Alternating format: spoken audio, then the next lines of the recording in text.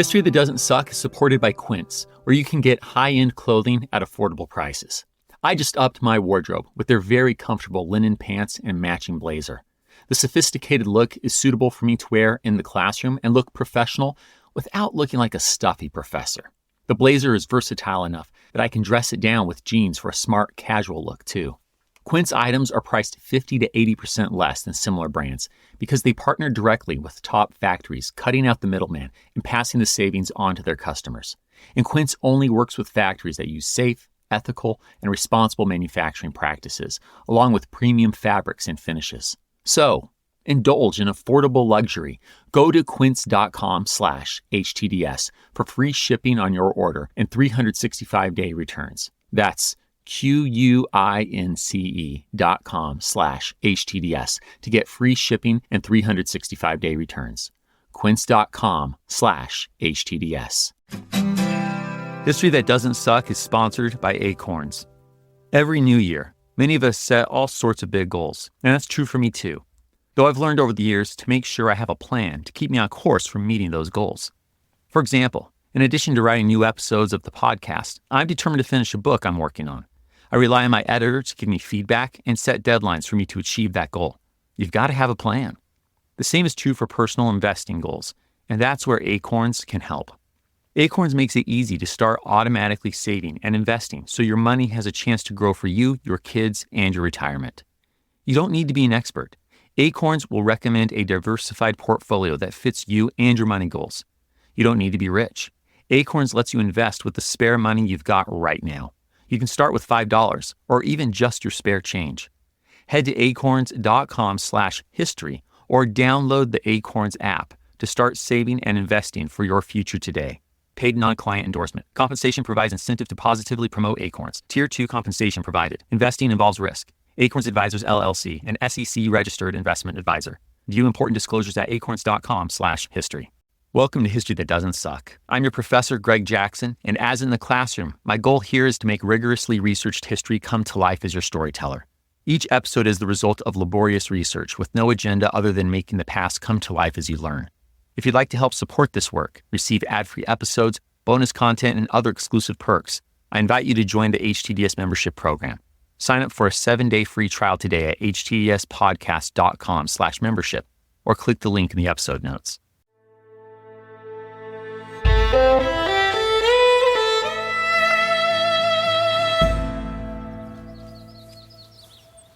It's a hot, humid, and early morning, May 23rd, 1934.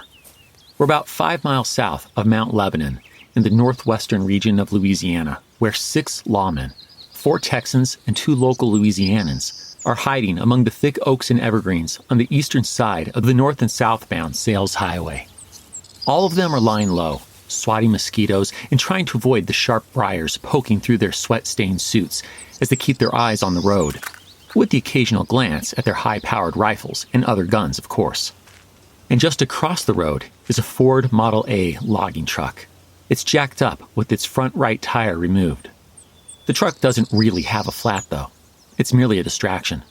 One intended to slow or stop the most dangerous, law-skirting couple in the nation, the infamous Bonnie Parker and Clyde Barrow. You know what? Let's leave the officers to their mosquitoes for a moment. I need to fill you in on how we got here. It's not a stretch to say that Bonnie and Clyde are public enemy number one, at least regionally, if not across the United States. In the 4 years since they first met in 1930, they and their gang have robbed a string of banks, gas stations, and grocery stores across several states, from the Midwest to the Southwest, all while lifting any automobiles needed. They also have a tendency to shoot first and ask questions, well, never. At this point, they're believed to have murdered 13 people, the vast majority being officers of the law. But the gang is also falling apart. Clyde's older brother, Buck, is dead. 2 others are in jail. As for Henry Medvin, he got separated from Bonnie and Clyde just a few days ago when they stopped for food at the Majestic Cafe in Shreveport. A patrol car pulled up to the cafe as Henry was getting food, and Clyde drove off with Bonnie. And that separation is precisely what brings us to today. See, the gang had previously agreed that, if separated, They would meet along this stretch of the long and quiet Sales Highway, and Henry's father, Ivan Medvin, not only knows that, but is looking to make a deal to save his son from the law. Or has law enforcement forced Ivan's hand? Sources conflict, but either way, that deal is why this motley crew of officers, led by semi-retired Texas Ranger Frank Hamer, are aware of the impending meetup. As of yesterday, they have been hiding along this highway on an elevated spot that lets them see well down the road in both directions. And they're using Ivan. His truck is the one parked just across the highway from them with a false flat. The hope is that Bonnie and Clyde will stop for Ivan, and when they do, the order is shoot to kill. Well, that gets you up to speed. Let's rejoin the officers, shall we? It's now just past 9 a.m. The 6 lawmen are hot, sweaty, dirty, uncomfortable, and are starting to have their doubts. But then, they hear a car that's coming fast. And only one driver on Earth would push a car's engine like that on a dirt road like this. It's got to be Clyde. As the officers listen to this car coming ever closer, the 2 Louisianans, Henderson Jordan and Prentice Oakley, speculate on taking Bonnie and Clyde alive. The Texans quickly dismiss the idea. One of them answers, "Ain't no way that boy's going to give up. He's done shot his way out of a dozen battles. He ain't doing it again." Everyone knows this officer is right. The duo has mowed down so many cops. Word has it they have hand grenades. Yeah, they won't be taking chances. Dallas County Deputy Bob Alcorn stares down the road through his binoculars. Just then, he sees a tan Ford Deluxe V8 speeding into view. It's racing past a truck driving the same way. The deputy knows that fits their stolen car's description and announces, "It's him, boys. This is it. It's Clyde." At 9:15 a.m., Bonnie and Clyde slow as they approach Ivan's Model A. But sources conflict at this point. Does Ivan talk to them, then wrap his arms around his middle and back into the woods as a sign to the officers? Is Ivan, in fact, tied to a tree? Does Clyde actually bring his car to a stop or merely slow down? Does an officer yell, "Halt"? Future accounts will variously claim all of the above, but regardless of those details, what we do know is that, as yet another logging truck innocently drives upon the scene, the robbers and lawmen notice each other in some fashion as Bonnie lets out a ferocious roar. But not as ferocious as the roar of the officers' high-powered rifles. The nearby truck comes to a screeching halt as the officers blast Bonnie and Clyde's Ford. Deputy Ted Hinton drops his empty rifle and grabs his shotgun, unloading 5 rounds of double-aught buckshot at the back of the car, after which he uses a handgun while nearly stepping into his fellow officer's line of fire. But finally, it's over. The shot-up V8 rolls 50, maybe 100 yards down the hill, then comes to a stop at an embankment. Slowly approaching the bullet-ridden vehicle with guns drawn, the officers find its occupants slumped over. Both are covered in blood. Clyde has a shotgun on either side of him. Bonnie's mouth is torn apart. The strawberry blonde, 85-pound woman's dainty right hand is missing several fingers. Deputy Hinton grabs a 16mm camera to document the scene. And it needs documentation. This feels impossible. Bonnie and Clyde are dead.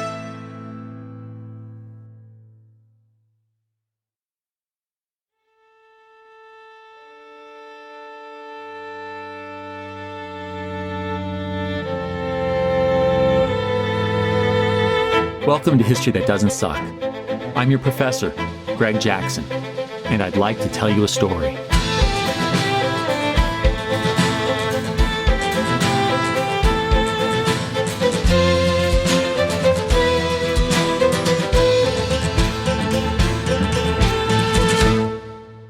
Bonnie was right about how she and Clyde would meet their end. 2 weeks before the police put 167 bullet holes in their car, and quite a few through them as well, Bonnie gave her mother one of her poems. It concludes like this: "Someday they'll go down together. They'll bury them side by side. To few it'll be grief, to the law a relief. But it's death for Bonnie and Clyde." prescient. What Bonnie likely didn't fully appreciate, however, was just how thoroughly she and Clyde would go down as legendary outlaws, like Jesse James, Billy the Kid, Al Capone, and the many others we've met on HTDS. The effect of the Depression-era Jesse James emulating couple is made clear as their deaths are splashed across the news and over 10,000 spectators come to offer their respects at their funeral. But today's tale isn't about Bonnie and Clyde. It's about the world they lived in. After living through Franklin Roosevelt's extraordinarily busy first 100 days as president in the last episode, today we're going to follow the rest of Franklin's first term and see how all of that early New Deal legislation and its many letter-laden agencies are working out. And this will keep us busy. First, we'll find that both capital and labor have their vastly different issues with the National Industrial Recovery Act, as the prior thinks it's too much and the latter thinks it isn't enough. Some cities, like San Francisco, will grind to a halt with strikes even as the president is in the Caribbean busy with his good neighbor foreign policy. From there, we're off to America's heartland, which is choking in the midst of terrible dust storms. Economically wrecking dust storms, that is. We'll join a couple of teenagers as they barely survive one of the biggest dusters of the decade. By this point, we'll be in 1935 and see FDR roll out what historians like to call his second New Deal. Think bigger, bolder, and Keynesian. And don't worry, I'll explain that term later. The second New Deal includes Social Security and a nearly $5 billion appropriation bill funding all sorts of programs and public works, including the work of a photographer who will take one of the most iconic photos of the decade, if not the century. But it will also push questions that the first New Deal was already raising. Specifically, with the worst emergencies over, is FDR using too much executive power? Is his economic course the correct one?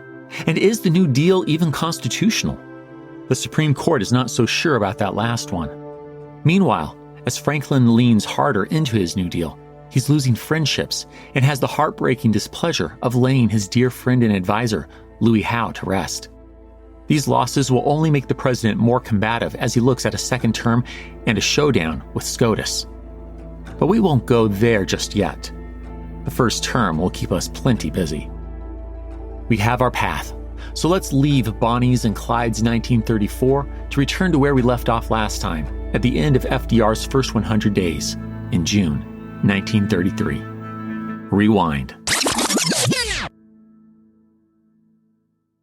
In the summer of 1933, President Franklin Delano Roosevelt heads north for a little relaxation at his beloved Campobello Island. That's right, the Canadian island where he's vacationed since childhood and where he lost the full use of his legs. Despite that traumatic experience, Campobello remains dear to him, and like everyone involved in the record-setting 15 pieces of major legislation in his first 100 days, FDR deserves a break, even if he doesn't really need it. Franklin's friend and brain trust advisor, Professor Ray Moley, can't help noticing and admiring FDR's superhuman ability to shoulder responsibility. He'll later recall how, quote, the consciousness of responsibility for the economic well-being of millions of people made mortal inroads on the health of some of us, close quote.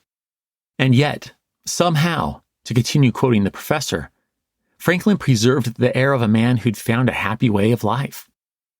But as the months pass and the early New Deal dust of new regulations and programs settles, some Americans are ready to question FDR and this New Deal a bit more. The Great Depression is far from over, true, but with the emergencies passed and unemployment going in the right direction, it falls from 15 million to 11 million by the end of 1933. Some are wondering, should Franklin continue exercising more executive power than any peacetime president ever has? He doesn't seem inclined to slow down, yet many in Congress were questioning their delegation of authority before the 100 days session even ended. To quote Senator Hiram Johnson of California, "There is a revolt in the air in the Congress. Men have followed him upstairs without question or criticism. These men have about reached the limit of their endurance." Nor is Congress the only one balking now that the emergencies are over. Employers aren't loving the National Industrial Recovery Act, or NIRA. As you may recall from the last episode, Franklin signed the NIRA into law at the end of his 100 days on June 16, 1933, and one of its two major parts was industrial recovery, which General Hugh Johnson is overseeing as the head of the NRA. And as I said last time, that's the National Recovery Administration, not the National Rifle Association.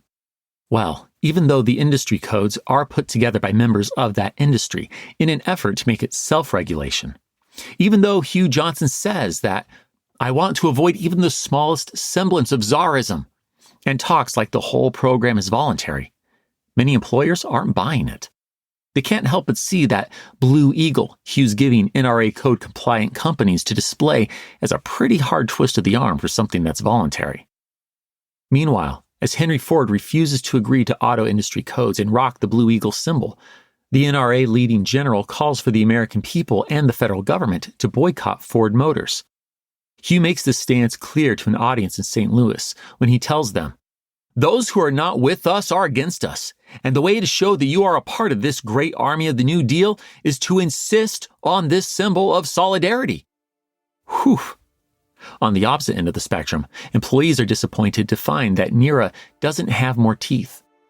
I'll remind you that Section 7A of that law stipulates, quote, "that employees shall have the right to organize and bargain collectively," close quote. Now, John Lewis loves this. The decades-long-serving United Mine Workers of America president, whom we met during West Virginia's mine wars in episode 153, calls the NIRA the best thing since Abraham Lincoln's Emancipation Proclamation, and soon has his men preaching at rallies that the president wants you to unionize. But the legislation doesn't really say how 7A will get enforced, and without consequences, it's weak. So is Franklin not going far enough? Muckraking socialist and author of The Jungle, Upton Sinclair, thinks so, declaring, "Capitalism has served its time and is passing from the face of the earth. A new system must be found to take its place." Meanwhile, labor has its own internal problems. The rather old-school American Federation of Labor isn't so sure about organizing the nation's rising mass production industries, which would put workers of varying skill levels at the same company under the same union. For now, the AFL is trying to hold to its craft model, which organizes workers by their specific craft regardless of their place of employment. The AFL's reluctance to change is inhibiting unionization. In short, capital and labor are at each other's throats. Labor has its own internal problems, and through it all, General Hugh Johnson is struggling to navigate the NRA through these narrow waters. And in these conditions, San Francisco's frustrated dock workers decide that they'll settle things the old-fashioned way. It's about 8 in the morning, Thursday, July 5th, 1934, and a crowd of some 5,000 picketers has gathered at Pier 30 along the Embarcadero in San Francisco, California. The throng is surprisingly silent, yet the air is as tense as the summer's heat. These men are longshoremen, or dock workers, and have been striking for nearly 2 months with hopes of improved working conditions, union recognition, and a coast-wide contract.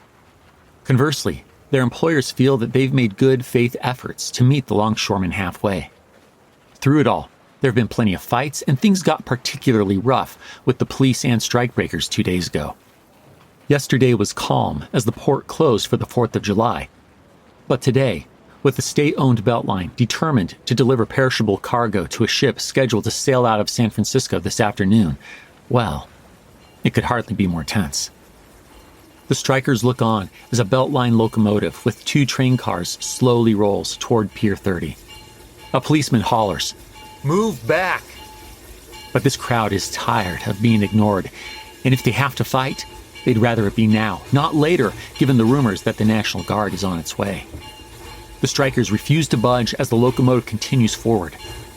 Then, as the police draw closer and closer to these resolute longshoremen, it happens. Throwing rocks and bricks, thousands of picketers charge straight at the 1,000-strong police force. Overwhelmed, the cops fall back. The strikers turn rioters, then surround the train cars and set them on fire. As firemen fight the flames, police turn hoses on the crowd.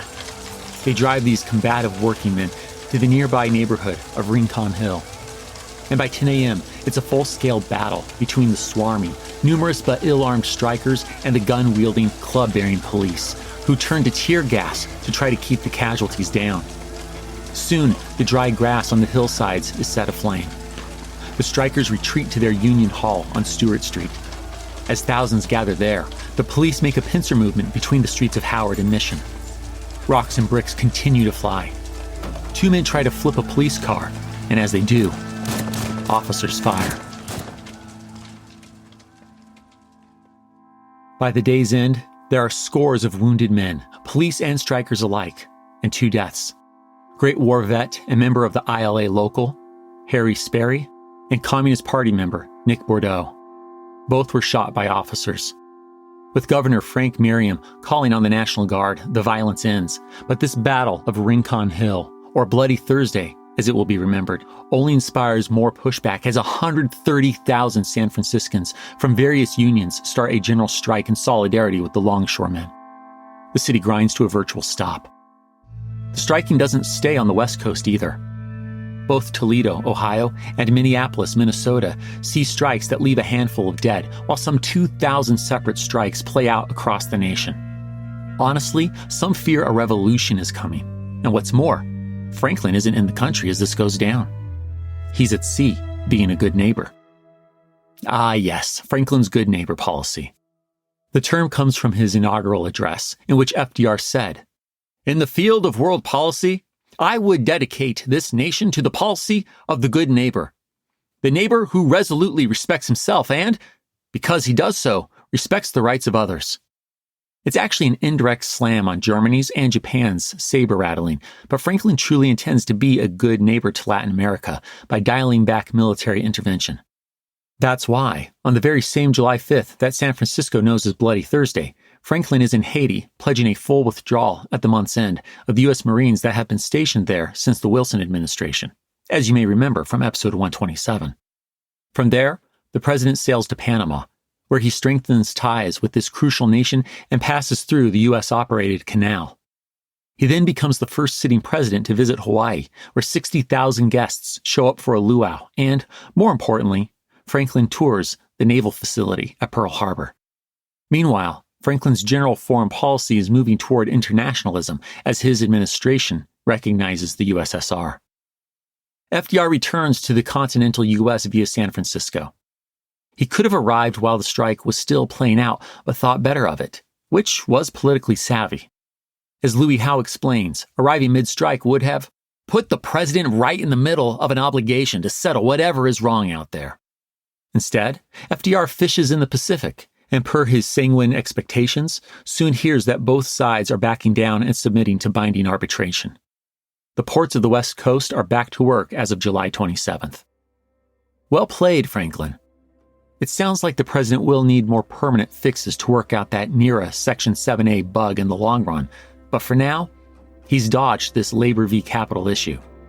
Nor have these labor issues and ongoing use of his expanded executive powers cost him the trust of the American people, who only send more Democrats to Congress in the 1934 midterms.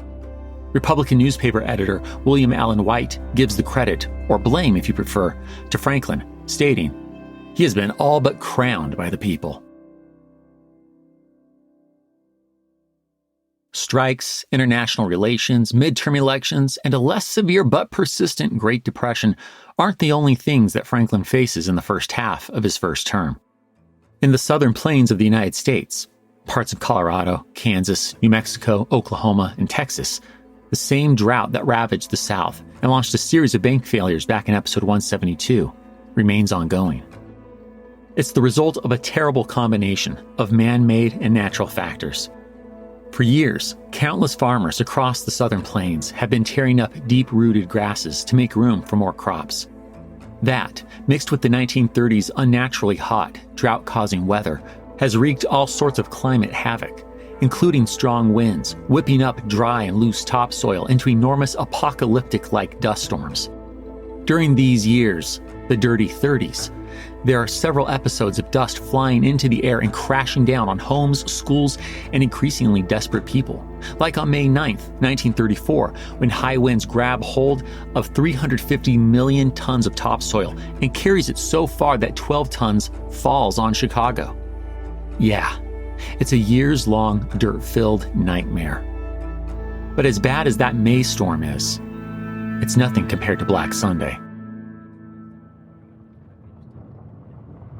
It's about 4 in the afternoon, Sunday, April 14th, 1935. Ike Austin, his best friend, Tex Aker, yes, that's his real name, and a local girl named Pearl Glover are driving down a dusty road near the town of Walsh in Baca County, Colorado, about 30 miles north of the Oklahoma Panhandle. After church this Easter morning and some Sunday dinner at their homes, these 3 ranching high school seniors are heading into town, as Ike puts it, for another week of school. I can only imagine the conversation the 3 of them are having. Are they talking about teachers, classes, maybe their crushes? Or, in these oddly dusty times, is Ike telling them about how he had to dig out his family's dust-covered fruit cellar and outhouse?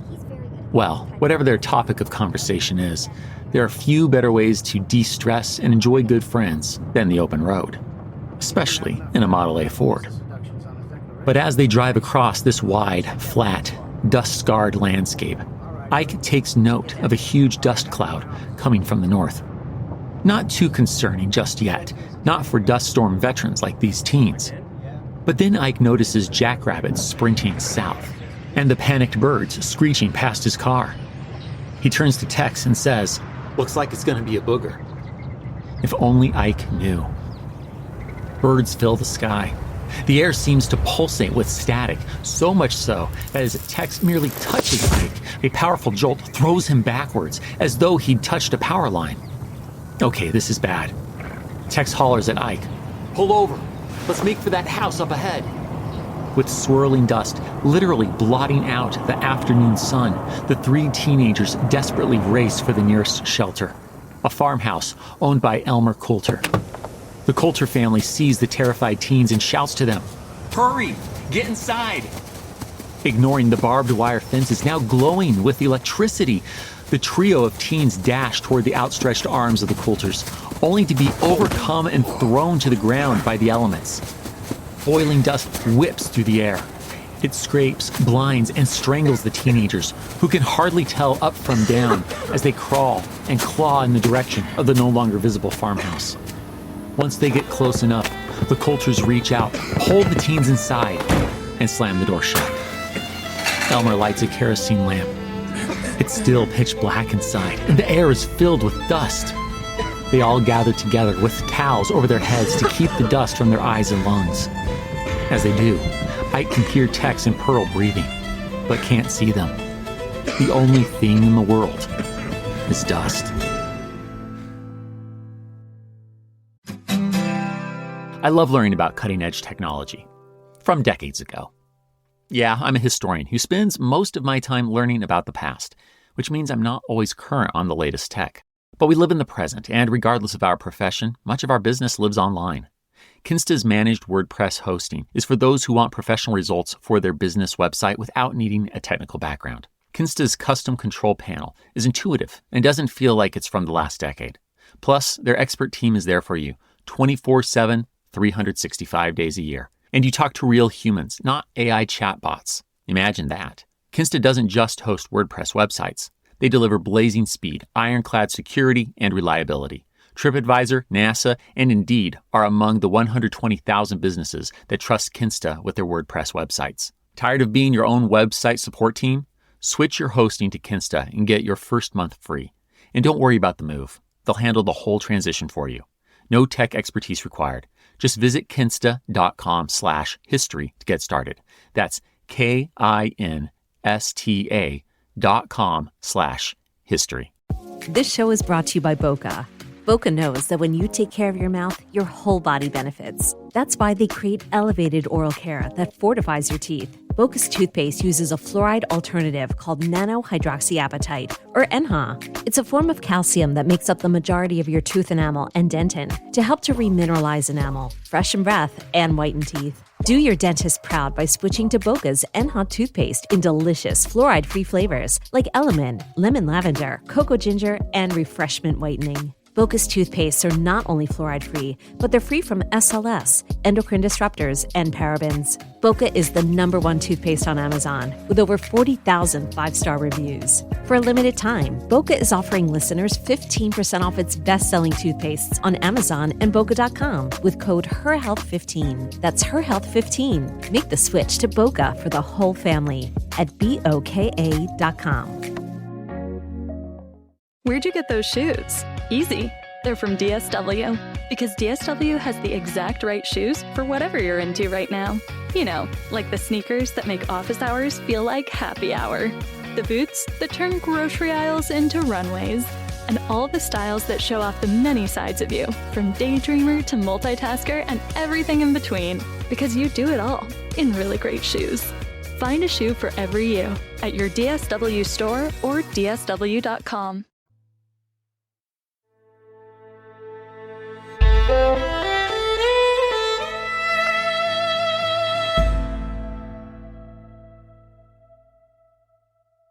"200 miles wide and moving at 65 miles an hour. April 14th, 1935's Black Sunday duster ends for Ike and his friends about 2 hours later. But the sweeping storm doesn't stop in Colorado. It scars the whole of the Southern Plains. In Boise City, Oklahoma, Associated Press reporter Robert Geiger writes the next day, "3 little words, achingly familiar on a Western farmer's tongue, rule life today in the Dust Bowl of the continent. If it rains." Close quote. Like his photographer Harry Eisenhardt's photo of their car ominously parked in front of a black, swirling tidal wave of dust, Robert's phrase, "the Dust Bowl," sweeps the world. But Black Sunday doesn't only produce the go-to term for describing the Southern Plains miseries of the 1930s. It leaves casualties. The fast-flying dust leaves Oklahoma homesteader Thomas Jefferson Johnson blind. A small boy in Hays, Kansas, suffocates to death. His body is found the next day. Dust-filled lungs, or dust pneumonia as it's known, plagues survivors. People cope as they can. For 22-year-old itinerant songwriter Woody Guthrie, who weathered Black Sunday holed up in a house in Pampa, Texas, the miseries inspire his song, "So Long, It's Been Good to Know Ya." It aptly summarizes the feelings of many enduring the Dust Bowl. To quote it, "So long, it's been good to know ya. This dusty old dust is a-gettin' my home, and I got to be driftin' along." Almost 250,000 people do drift along to get away from the Dust Bowl. But don't let John Steinbeck's novel, The Grapes of Wrath, make you think that all of Oklahoma is forced to abandon their homes for the green fields of California. First, most in the Southern Plains stay. Second, those who do leave, while almost all tenant farmers, go many different directions, not just to the Golden State. In fact, of the 250,000 who do flee the Dust Bowl, only about 16,000 are California-bound. But between widespread newspaper coverage and later books, like Steinbeck's much-celebrated The Grapes of Wrath, the Okies and Arkies, as these Dust Bowl-fleeing migrant workers are derogatorily called, become a greatly exaggerated presence and imagined nuisance in the minds of many Californians. Indeed, signs pop up across the Central Valley, letting them know just how unwelcome they are. One reads, "Okie, go back. We don't want you." And where does the New Deal factor into this dusty catastrophe? Well, under the newly created Agricultural Adjustment Administration we learned about in the last episode, the Drought Relief Service provides some help. For instance, it buys thirsty and dying cattle from the region's farmers. But more help is coming through a second New Deal. Historians like to use the term Second New Deal to describe FDR's work starting in 1935, because this is when the president rolls out a more progressive agenda and embraces a new economic idea, asserting that the Great Depression's seemingly endless downturn is due to underconsumption. Advocates of this position argue that government spending, even at a deficit, can serve as a deliberate tool to stabilize the economy. This fits with what British economist John Maynard Keynes is thinking at this time. Next year, his magnum opus, The General Theory of Employment, will argue that unemployment is due to insufficient total demand, or aggregate demand, and that when private consumption and investment fall short, government spending can fill that demand gap. We will later call this Keynesianism. Now, FDR is not getting his ideas from the Brit, but the term is spot on. As historian Joseph A. McCartin succinctly explains, quote, legislation launched in 1935, often termed the Second New Deal, attempted to build purchasing power among the unemployed, industrial workers, the elderly, and others. This demand-side approach represented a departure in fiscal policy, inaugurating what became the Keynesian revolution in the U.S. political economy. Close quote. What does this look like? Some Second New Deal examples include the Public Utility Holding Company Act, which breaks up the nation's dominating 13 utility companies. The Revenue Act of 1935, better known as the wealth tax, since its progressive tax structure goes up to 75% on the nation's highest earning individuals. And we have a Banking Act that strengthens the Federal Reserve Board. Perhaps the most visibly enduring piece of legislation in the Second New Deal, however, is the Social Security Act of 1935. Franklin is far from the first to envision a government program offering unemployment insurance and pensions for the elderly, but his scale of vision is grander. He tells Labor Secretary Francis Perkins, "There is no reason why everybody in the United States should not be covered. Every child from the day he is born, when he begins to grow up, he should know he will have old age benefits direct from the insurance system to which he will belong all his life. If he is out of work, he gets a benefit. If he is sick or crippled, he gets a benefit." Yes, true to form, Franklin will dream big while leaving it to Francis to figure out the details. Two major questions arise. First, is this constitutional? With a nod from an in-the-loop Supreme Court justice, it's determined that it is through Congress's ability to tax. Second, how can the nation pay for this immediately? See, as that quote I just read indicates, FDR envisions the American people paying into it like an insurance plan, arguing that this keeps it from being a charity. But that doesn't help today's retirees who didn't have a chance to buy in. The only way to fund immediate pensions, then, is by embracing general taxes carrying them and deficit spending. This isn't the president's preference, but beyond his own initiative, Franklin feels some pressure from other proposals. Louisiana's larger-than-life senator, Huey the Kingfish Long, is pushing his Share Our Wealth plan, which calls for a wealth tax that more or less straight confiscates all fortunes of $8 million or more. California's broadcasting doctor, Francis Townsend, is likewise pitching a less-than-sound retiree pension plan that nonetheless is appealing to the public. At the same time, Father Charles Coughlin's also using the radio to attack the Keynesian-embracing president for being, of all things, too conservative. All that to say, Franklin thinks Congress will have to do something, and compared to these other plans, his payroll taxing insurance model appears the most sound, and in fact, the least radical. In fact, Franklin defends his progressivism by saying, "I am fighting communism, Huey Longism, Coughlinism, Townsendism."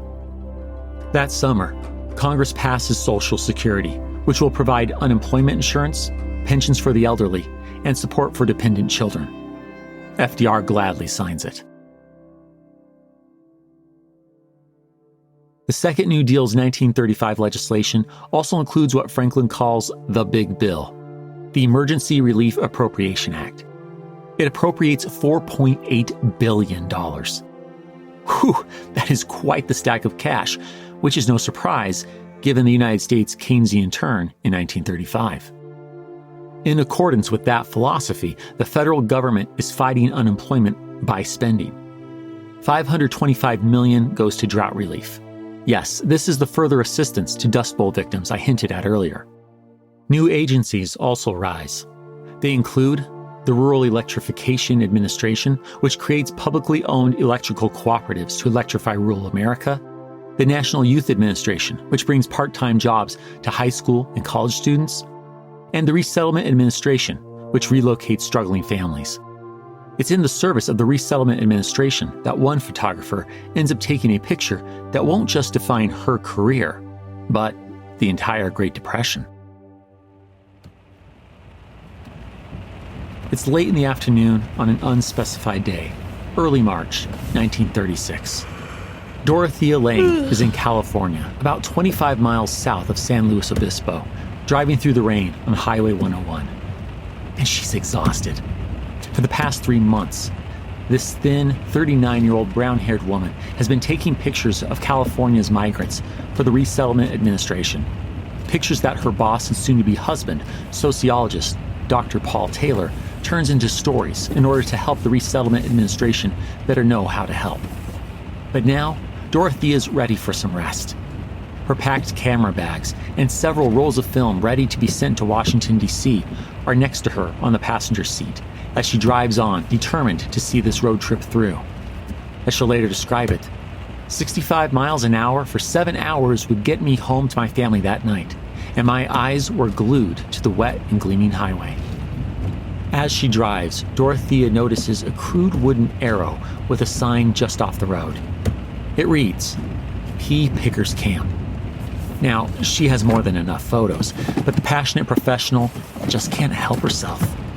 20 miles past, Dorothea makes a U-turn and heads to the camp. Walking with the slight limp polio bequeathed to her as a child, Dorothea takes in this wet and soggy camp. 2,000 people are living in these canopied hovels. But one thin, dark-haired woman, whose beauty is only exceeded by the strain and worry carried by the premature wrinkles on her face, stands out. As Dorothea will later recollect, I saw and approached the hungry and desperate mother, as if drawn by a magnet. Pulling out her Graflex camera, she asks the 32-year-old mother of 7 with a baby in her arms if she'd permit her to take some photos. The woman agrees. Dorothea takes several, capturing the contradictions of both a personal despondency and the resolute determination of a loving parent to provide that somehow simultaneously appear in the forlorn mother's eyes. Her younger children's faces convey their innocence. An older daughter already wears the countenance of one who understands the desperation of their plight. And still another, 2 children bury their faces into their mother's shoulders as she holds the baby and looks out, both distantly and hopelessly. These photographs soon grab national attention. Appearing first on March 10, 1936 in the San Francisco News, and on following days with headlines like, What does the New Deal mean to this mother and her child? Federal authorities respond by sending 20,000 pounds of food to the Pea Pickers camp. But little does anyone know that the woman in this picture, identified decades later as a Cherokee woman from Oklahoma named Florence Thompson, had already taken her small family and left the camp. While Florence and her family will have mixed feelings about the photographs in the years to come, the impact is extraordinary. One photo, titled Migrant Mother, appears to echo portraits of Mary with the baby Jesus. In it, Florence holds her baby and looks into the distance as 2 other children cling, faces hidden, to her shoulders. For Dorothea Lange biographer Jan Goggins, the Migrant Mother, quote, represents a tangible quality, the large vision of perseverance and strength, as well as a dream deferred or altogether denied, close quote. And for countless Americans, this photo becomes the most iconic singular image of the Great Depression. Yet, to Florence, this was just her austere life. In her words, we just existed. But funding the decade's most recognizable photo is hardly the extent of the Emergency Relief Appropriation Act. This is an omnibus bill. Backing out from specific agencies to the 30,000-foot view, it provides funds for early New Deal created programs, like the Civilian Conservation Corps and the National Industrial Recovery Act's, or NIRA's, Public Works Administration, or PWA. It also funds the Second New Deal's Works Progress Administration, or WPA. These alphabet agencies. Let me break down the difference between these nearly identically named administrations. Led by Interior Secretary Harold Ickes, the NIRA's PWA undertakes big projects for which companies bid, with the expectation that it will add to the nation's infrastructure while stimulating the economy through government spending. Its projects include New York's Lincoln Tunnel, Triborough Bridge, and LaGuardia Airport, Florida's Overseas Highway, San Francisco's Bay Bridge, and, in part, the Hoover Dam. Entirely separate is the Emergency Relief Appropriation Act created Works Progress Administration, again abbreviated as WPA. Effectively, it replaces the first New Deal's Civil Works Administration and Federal Emergency Relief Administration, or FERA. Harry Hopkins led both of those, and now this savvy and pushy chain smoker is leading the WPA. It hires 3 million workers in the first year and ultimately more than 8 million, who build 500,000 miles of road, construct 100,000 bridges, about 100,000 buildings, like Los Angeles' famous Griffith Observatory, 600 airports, and 8,000 parks. There's friction between the two administrations, but as you may have noticed, the PWA takes bigger projects than the WPA. Additionally, Harry Hopkins has his WPA collect folklore and folk songs, create guidebooks for the states, and send theater troupes to small-town America. These collections include oral histories, such as the Slave Narrative Project, which interviews still living formerly enslaved Americans, thereby preserving crucial historical accounts. In short, we could summarize by saying that the PWA and the WPA are a lot of construction, cash, and controversy, with Republicans seeing all of this government funding as political patronage. But as Uncle Sam spins, Franklin's losing friends. His brain trust leader, speechwriter, and all-around great thinker, Professor Ray Moley, has already left. Feeling thrown under the bus by FDR and Secretary of State Cordell Hull after the World Monetary and Economic Conference in London just after the first 100 days, and convinced that FDR was already getting too progressive and anti-business, Ray resigned in August 1933. Franklin also loses General Hugh Johnson as the head of the NRA. The general's drinking is just too much. Worse still, Franklin's losing his best friend and closest of advisors. After a lifetime of inhaling more smoke than air, Louis Howe's been hospitalized since the end of 1935. He still works from Bethesda Naval Hospital, sending his assistant, Margaret Duran, to carry notes to Franklin. But in April 1936, Louis takes his last breath. Waking from thoughts about his re-election campaign, Franklin says goodbye. It's early morning, April 22nd, 1936. Franklin and Eleanor are on a special train with the Howe family, likewise carrying the body of Louis Howe. Their destination is Louis's final resting place, his wife Grace's hometown, Fall River, Massachusetts. They travel under a gloomy and gray New England sky. It suits the mood in this somber, taciturn train. At 10 a.m., the train pulls into Fall River's empty station, empty at Franklin's request. A squad of Navy men act as pallbearers and move the casket. Yeah, that's appropriate. Louis was a special assistant to Franklin back when he was the Assistant Secretary of the Navy. Louis's friends and family climb into private cars. All along the 2-mile route from the station to the cemetery, they're greeted by an unbroken line of thousands, standing in silent support. Once at the grave, it's a brief service by Louis's former Episcopal rector, Reverend Dr. Edmund Cleveland. Even the film cameras stop once the prayers begin. All the while, Franklin is silent. The New York Times reports that he appears, quote, oblivious to everything around him, close quote. And who can blame him? From his lows of typhoid, the affair with Lucy Mercer, and contracting polio, to his highs of becoming governor of New York, then president of the United States, Louis was always there for Franklin.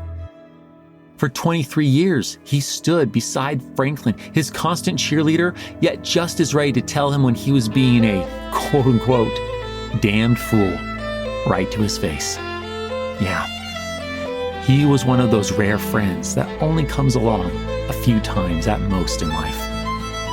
Once the service is over, Franklin stays at the flower-strewn grave, his head bowed and silent, perhaps thinking to himself the same words that Louis said before his death. Franklin is on his own now. Tara NIRA Origin is on a mission to support real wellness and real women. That's why they want to hook you up with the ultimate girls trip for you and a friend. Head to TerraOrigin.com to enter for your chance to win a trip to New York City, where Odyssey's leading ladies show. Complete with round-trip airfare, 2-night hotel stay, a pair of tickets to the show, and an exclusive backstage tour to visit the Terra Origin Interview Lounge. You won't want to miss this. Head to TerraOrigin.com now to learn more. That's TerraOrigin.com to enter. If you've been struggling with your weight, Mochi Health is here to help. Mochi Health is a long-term weight loss solution personalized to fit your unique needs and goals. Meet one-on-one with board-certified obesity doctors and registered dietitians who are on a mission to listen. Eligible patients can access custom-formulated GLP-1 medications at an affordable set price and get them delivered to their home each month. Take our free quiz at joinmochi.com and use code AUDIO40 at checkout for $40 off your first month of membership. Whistle while you work. From Disney on March 21st, the magical tale Snow White. Snow White that started it all I believe you're looking for me. arrives in theaters. Magic mirror on the wall. Experience the Disney classic Who's the fairest one of all? like never before. We haven't even been in rehearsal yet. Disney Snow White, only in theaters March 21st. Rated PG. Parental guidance suggested.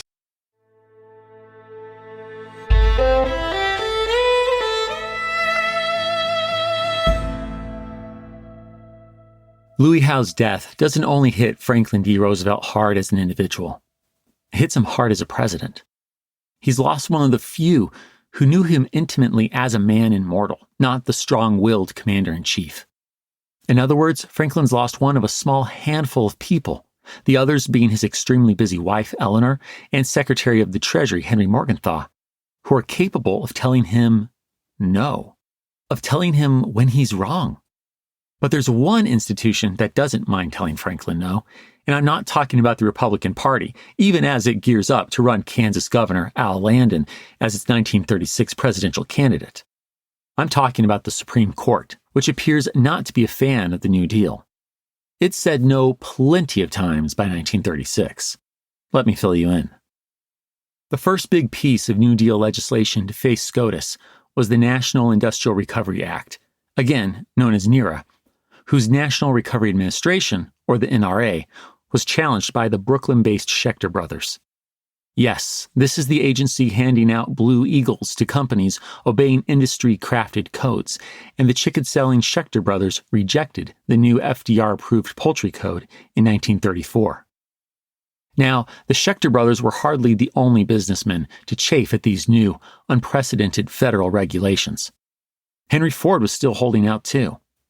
But they didn't have the same pull in their industry or with the public that Henry did, and their violations weren't merely hours worked or wages paid, but health-related. Thus, if the government was going to flex its NRA muscle and end up with a test case, this Brooklyn duo looked like the way to go. As historian H.W. Brands puts it, quote, "Selling sick chickens was sure to make these small businessmen less sympathetic as defendants." Close quote. The brothers did indeed lose in New York. They then appealed to the U.S. Supreme Court. Representing the federal government, Donald Richburg argued, quote, "The NRA law was enacted for the purpose of checking the progressive destruction of industry, to make possible an orderly advance by industry instead of a disorderly retreat." Close quote. Representing the Schechter brothers, Joseph Heller questioned the justification for the NIRA through the Commerce Clause. How, Joseph pressed, could Congress's power to regulate commerce among the several states, as granted in Article 1, Section 8 of the Constitution, permit that august body to regulate two Brooklyn brothers doing business within the confines of the state of New York? Even progressive Justice Louis Brandeis couldn't disagree. And it was a unanimous decision. The court ruled in ALA Schechter Poultry Corporation versus United States that the Poultry Code was unconstitutional, a ruling that effectively wrecked the hundreds of quote-unquote fair competition codes of the NIRA's NRA. Heavily balding but immaculately bearded Chief Justice Charles Evans Hughes wrote in his majority opinion that to rule otherwise would stomp out federalism. Quote, "For all practical purposes, we should have a completely centralized government." Close quote. He further explained that the code violated the separation of powers. To quote the Chief Justice again, Congress is not permitted to abdicate or to transfer to others the essential legislative functions. Undoubtedly, still non-compliant Henry Ford felt vindicated. That same day, Monday, May 27, 1935, SCOTUS also unanimously ruled against the New Deal in 2 other cases. The court shot down a law providing mortgage relief for indebted farmers in Louisville Bank v. Radford. Then, in Humphreys Executor v. United States, the court found Franklin in the wrong for firing a member of the Federal Trade Commission, thereby impeding the president's ability to pack his agencies with New Deal believers. Franklin's faithful dubbed this day of triple loss Black Monday. But as SCOTUS's paltry ruling largely shot down the NIRA and effectively killed its Blue Eagle-loving NRA, Congress answered with a second New Deal piece of legislation that labor loved, the National Labor Relations Act, the NLRA, or the Wagner Act, in a nod to Senator Robert Wagner. This guarantees workers, quote, the right to self-organization, to form, join, or assist labor organization, to bargain collectively through representatives of their own choosing, and to engage in concerted activities for the purpose of collective bargaining or other mutual aid and protection. Close quote. Basically, it's what the NIRA's Section 7A promised, but didn't deliver. And remember my earlier statement about the American Federation of Labor dragging its feet on unionizing mass production industries? Well, in 1935, it set up the Committee for Industrial Organization to handle this. Led by United Mine Workers President John Lewis, it did quickly break off from the AFL as its own independent thing, but regardless, the CIO takes care of hundreds of thousands of workers. And that brings us back to 1936, as SCOTUS continues to tell Franklin, no. That January, the court rules in United States v. Butler that, as the 10th Amendment reserves all powers not delegated to the United States by the Constitution to the states, the Agricultural Adjustment Act of 1933 has unconstitutionally usurped the states' power to regulate agriculture. Only weeks after Louis Howe's death, in May, the court strikes down the new NIRA-style wage and price regulating Guffey-Cole Act of 1935. It then rules against a New York state law setting minimum wages for women and children. Even old Herbert Hoover can't support that ruling. The Dust Bowl, displaced migrant workers, an ongoing Great Depression, and now a series of blows from SCOTUS, all while some claim FDR's consorting with communists. Not that the communists will claim him. Franklin's Keynesian ways are still far too conservative for them. Meanwhile, FDR's former ally, Ray Moley, perfectly articulates the jarring difference between Franklin's view and that of the increasingly incensed business community. To quote him, the president expressed amazement that the capitalists did not understand that he was their savior, the only bulwark between them and revolution. I began to wonder whether Roosevelt had begun to see his program as an end in itself, rather than as a means to an end. Whether he wasn't beginning to feel that the proof of a measure's merit was the extent to which it offended the business community. Whew, sounds like Franklin can't please anyone. But that's not really the case. Many Americans still support the president, even if he's made enemies while learning that simple truth that isn't always so easy to internalize. You can't please everyone. And so, as Franklin hits the campaign trail, the once generally congenial New Yorker has a bit more grit in his cigarette holder clenched teeth. While he won't name names, he's not mincing words either. It's the night of October 31st, 1936. Yes, Halloween.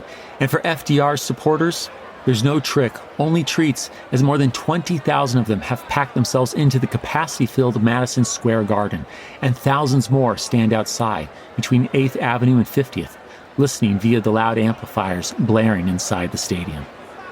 That's right, 8th and 50th.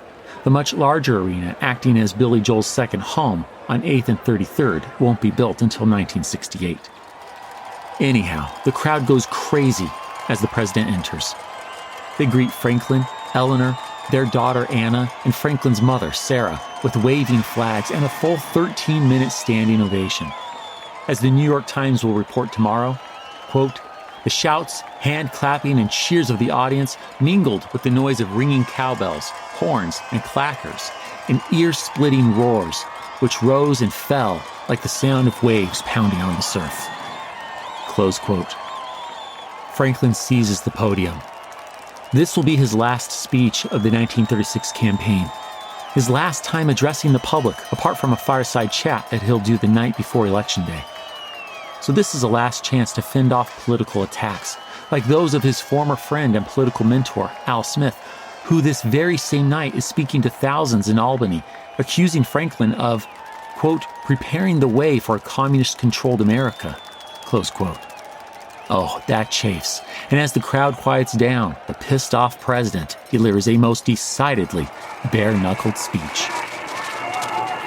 Senator Wagner, Governor Lehman, my friend,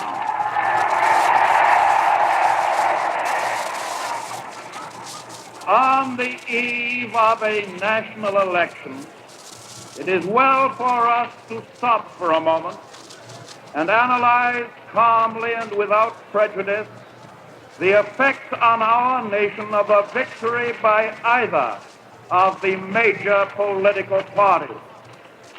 The problem of the electorate is far deeper, far more vital than the continuance in the presidency of any individual. The greater issue goes beyond units of humanity. It goes to humanity itself.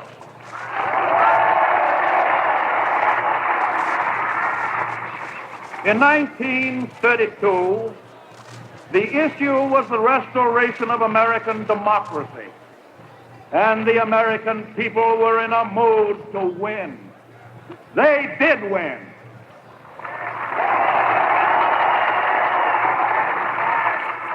And in 1936, the issue is the preservation of their victory. Again, they are in a mood to win, and again, they will win. The crowd is eating this up. Franklin is taking a victory lap for his first term. Given his current setbacks, this must feel good. But now, it's time to attack. We have not come thus far without a struggle, and I assure you that we cannot go further without a struggle. For 12 years, our nation was afflicted with hear nothing, see nothing, do nothing government.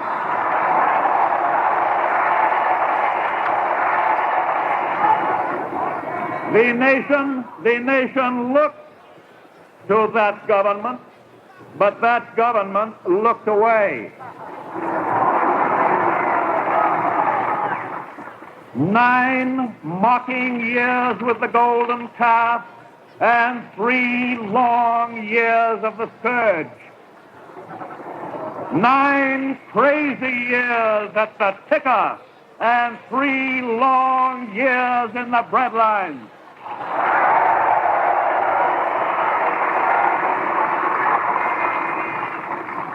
9 mad years of mirage and 3 long years of despair.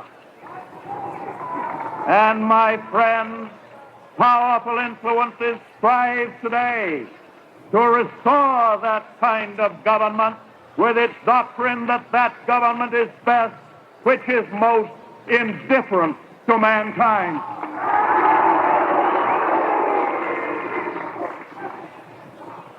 For nearly 4 years now, you have had an administration which, instead of twirling its thumbs, has rolled up its sleeves.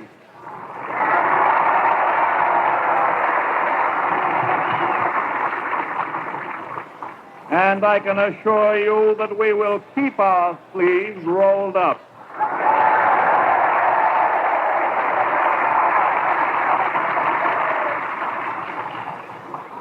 We had to struggle with the old enemies of peace, business and financial monopoly, speculation, reckless banking, class antagonism, sectionalism, war profiteering. They had begun to consider the government of the United States as a mere appendage to their own affairs. And we know now that government by organized money is just as dangerous as government by organized mob.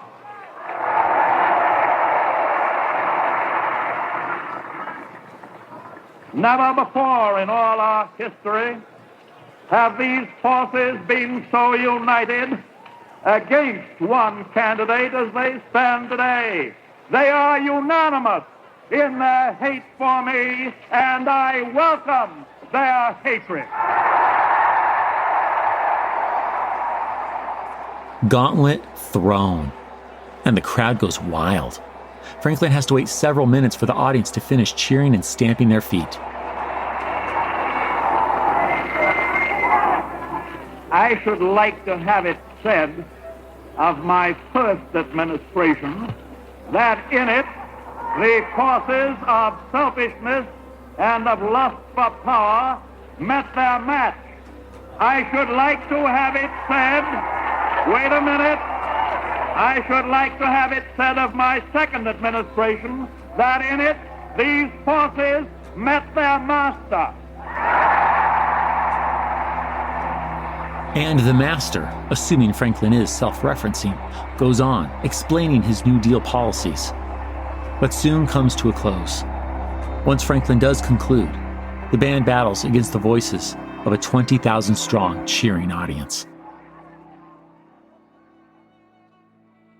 Franklin takes the 1936 election in a landslide, one that makes his 1932 landslide victory over Burt Hoover look like a close race.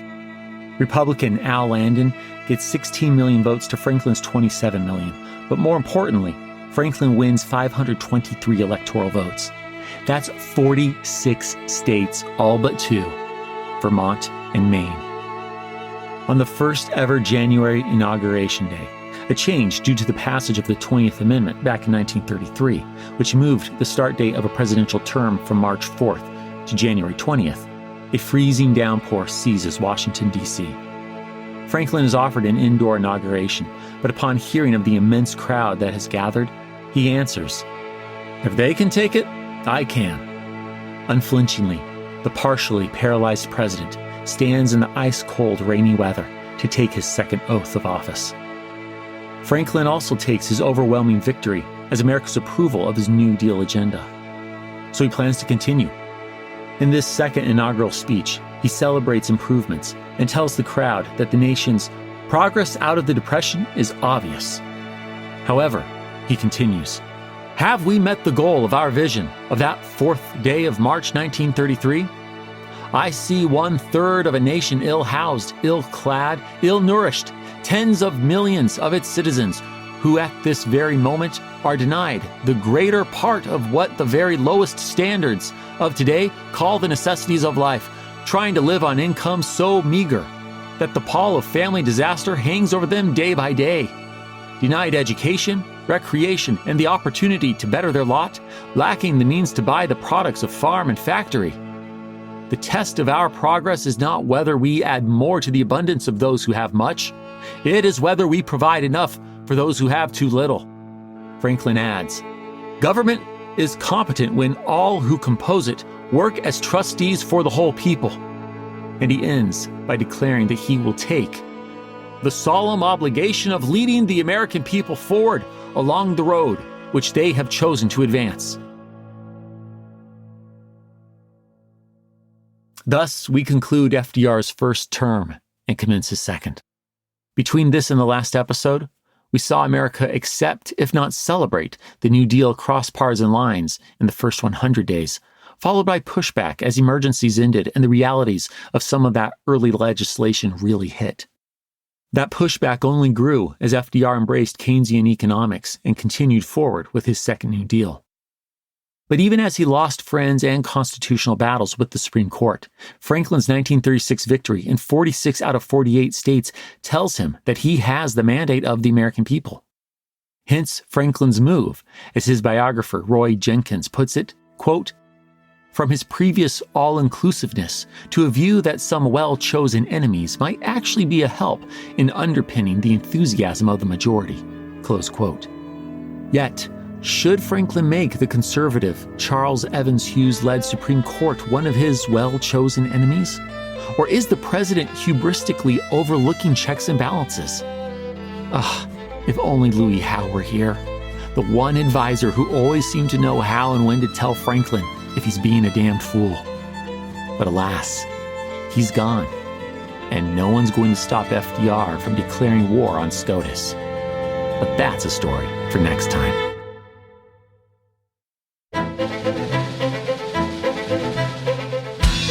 History That Doesn't Suck is created and hosted by me, Greg Jackson. Episode researched and written by Greg Jackson and the grandson of a Dust Bowl survivor, Will King.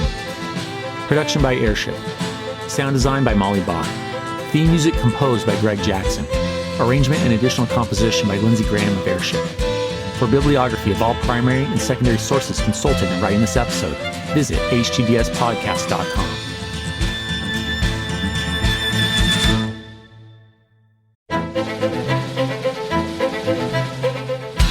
HTDS is supported by fans at htdspodcast.com/membership. My gratitude to you kind souls providing funding to help us keep going. Thank you. And a special thanks to our patrons, whose monthly gift puts them at producer status. Andy Thompson, Anthony Pizzulo, Art Lang, Brad Davidson, Brian Goodson, Bronwyn Cohen, Bruce Hibbard, Harry Begole, Charles Clendenin, Charlie Magis, Chloe Tripp, Christopher Merchant, Christopher Pullman, Dan G., David DeFazio, David Rifkin, Durante Spencer, Don Moore, Donald Moore, Lachiviado, Elizabeth Christiansen, Ellen Stewart, Ernie Lowmaster, G2303, George Sherwood, Gareth Griffin, Holly Hamilton, Jake Gilbreth, James Bledsoe, Janie McCreary, Jeff Marks, Jeffrey Moots, Jennifer Ruth, Jessica Popick, Joe Dobis, John Frugal Dougal, John Boovy, John Keller, John Rudlevich, John Schaefer, Jonathan Sheff, Jordan Corbett, Joshua C. Steiner, Justin M. Spriggs, Justin May, Kristen Pratt, Karen Bartholomew, Kim R., Kyle Decker, L. Paul Goringer, Lawrence Neubauer, Linda Cunningham, Mark Ellis, Matt Siegel, Matthew Simmons, Melanie Jan, Nate Seconder, Nick Caffrell, Noah Hoff, Owen Sedlak, Reese Humphreys Wadsworth, Rick Brown, Robert Drazovich, Sarah Trewick, Sharon Thiessen, Sean Baines, Stacy Ritter, Steve Williams, Creepy Girl, Thomas Sabbath, and Zach Jackson. Join me in 2 weeks, where I'd like to tell you a story.